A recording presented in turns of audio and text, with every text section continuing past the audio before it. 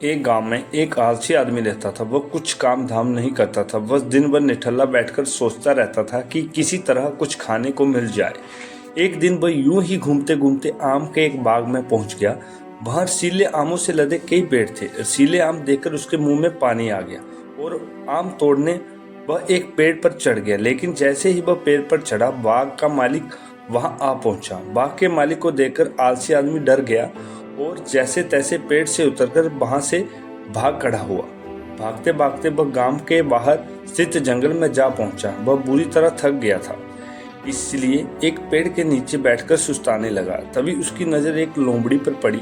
उस लोमड़ी की एक टांग टूटी हुई थी और वह लंगड़ाकर चल रही थी। लोमड़ी को देखकर आलसी आदमी सोचने लगा कि ऐसी हालत में भी वह इस जंगली जानवरों से भरे जंगल में ये लोमड़ी बच कैसे गई, उसका अब तक शिकार कैसे नहीं हुआ।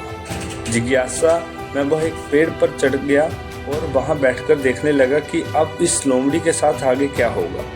कुछ ही पल बीते थे कि पूरा जंगल शेर की भयंकर दहाड़ से गूंज उठा, जिसे सुनकर सारे जानवर डरकर भागने लगे। लेकिन लोमड़ी अपनी टूटी टांग के साथ भागी नहीं सकती थी, वह वहीं खड़ी रही।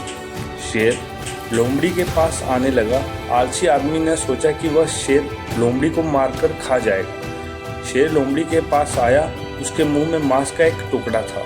उसने वह टुकड़ा लोमड़ी के सामने गिरा दिया। लोमड़ी इम्तिहान से मांस के उस टुकड़े को खाने लगी। थोड़ी देर बाद शेर वहां से चला गया। यह घटना देखकर आलसी आदमी ने सोचा कि भगवान सच में सर्वसभ्य है।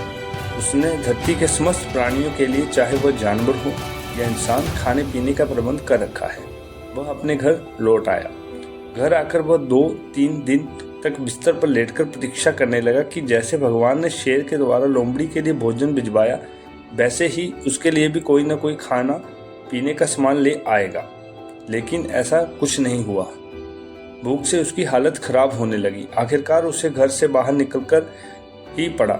घर के बाहर उसे एक पेड़ के नीचे बैठे हुए बाबा दिखाई पड़े।